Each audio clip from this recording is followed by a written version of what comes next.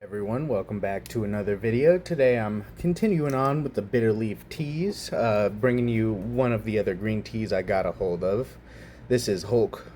It's just called Hulk Spring 2025 Simao Green Tea. So first I want to talk about the label. I like it a lot. Really clean, all black tin.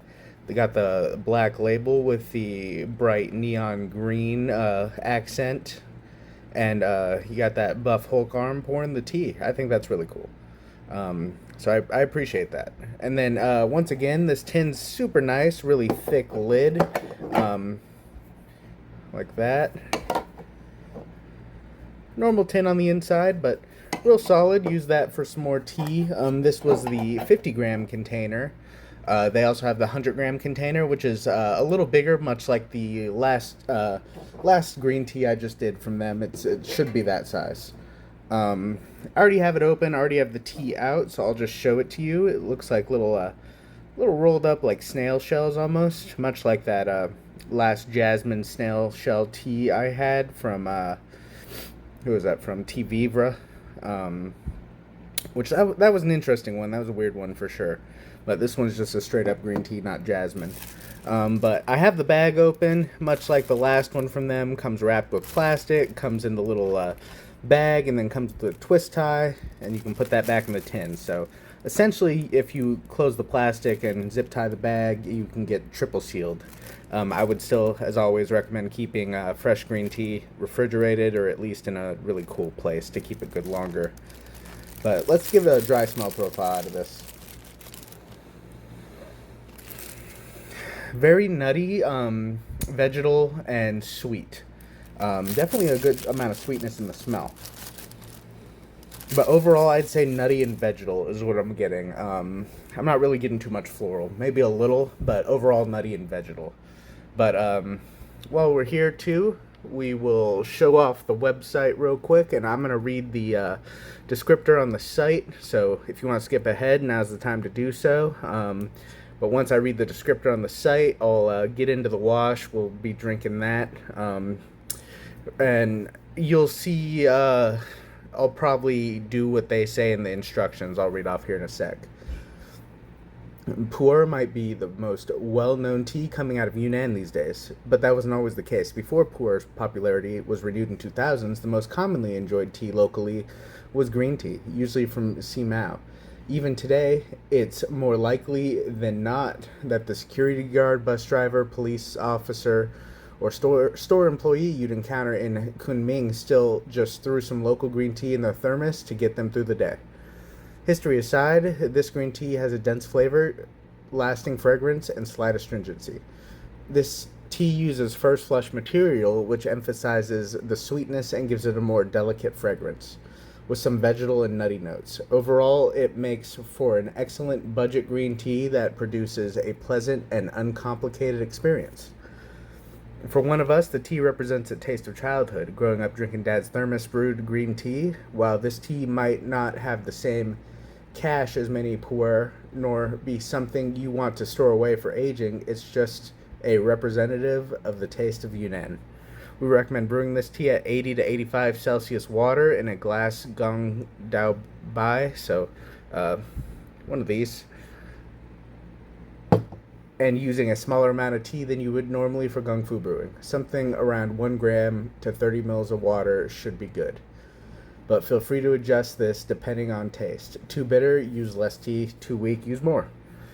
Brew the first infusion for around 1 minute, then keep topping up the pitcher as you please. Region is Simao, Yunnan. Picking period February 27th to March 2nd, which frankly I probably bought it around then. It just took that long for us to get it.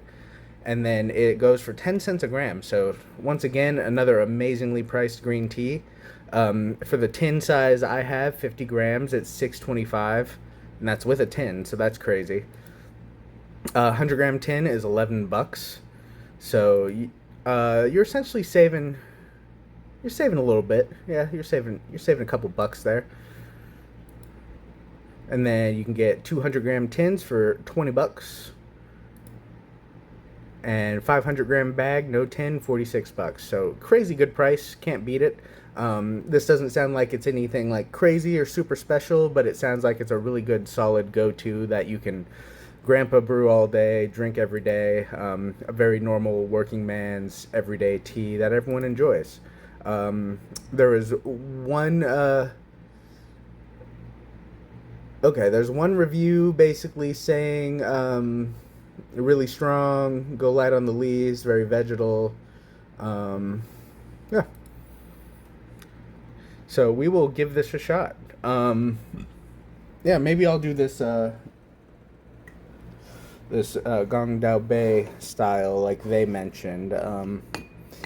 So this is roughly like 4.5 grams. I actually weighed it out this time just because I didn't want to overdo it.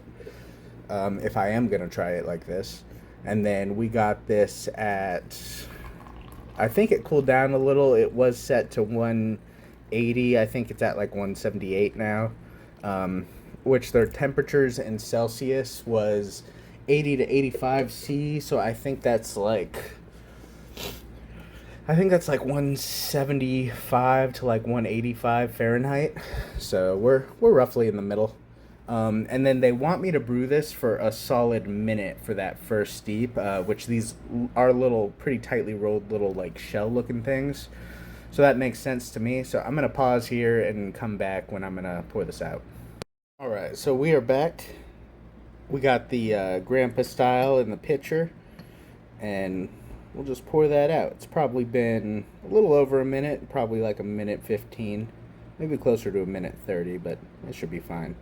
They recommend just constantly topping it up, so it should be fine no matter how long we brew it.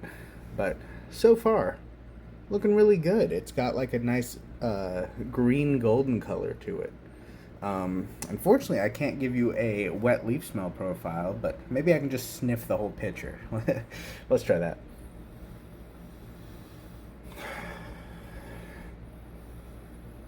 You know, there is quite a bit of floralness to it, I feel. I did rinse all this out prior to using from last time with that really floral green tea. So I put boiling water in this, dumped it out, everything. So I feel that there's actually more floral smell to this than I expected. But there's also the strong nuttiness, whether it's chestnut, edamame, something in there. There's quite a strong nuttiness to it, and I'm not really getting any vegetal. I have a feeling if it was just the leaves without the liquid, I'd probably get more vegetal. I feel like the vegetal notes are the first ones to go. When you're brewing, especially Kung Fu style, it's like, all right, you get them first steep in the wash, and then second steep, they might be a little more gone. But let's give this a try. Brewed at a pretty low temperature, so should just always be at a nice drinking temperature.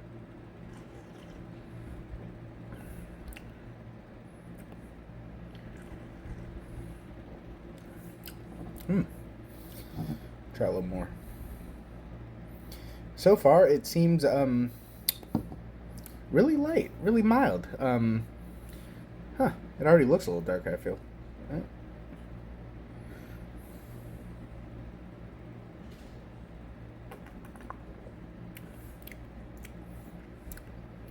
It's good though.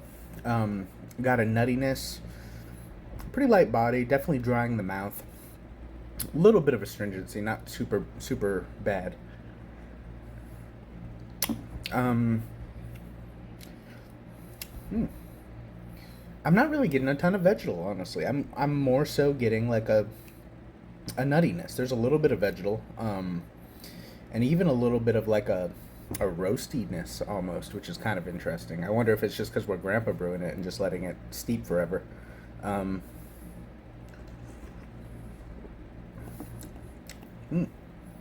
I'm getting a little vegetal now. All right, so I am getting a little more astringency too, but it's really good, especially for the price. This isn't like super amazing dragon well. It's not like knock your socks off. It's not super clean or like super high end by any means, but it's for the price, it's extremely good.